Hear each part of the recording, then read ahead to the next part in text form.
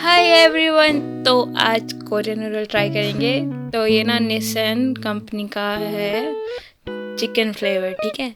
तो इसको बॉईल करना है 5 मिनट के लिए और फिर इसको एक बाउल में ट्रांसफ़र कर लिया मैंने।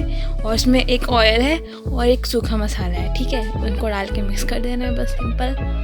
और इसका टेस्ट ना मतलब स्पाइसी तो मतलब बहुत कम था स्पाइसी, टेस्ट ठीक था, अच्छा खासा था मतलब नूडल्स। और इसका प्राइस इस पे MRP लिखा हुआ था 49, लेकिन मैंने ऑनलाइन मंगाया था तो मुझे 37 का मिला था, ठीक है। और आपने ये ट्राई किया तो मुझे कमेंट्स में बताना। और thank you for watching, bye.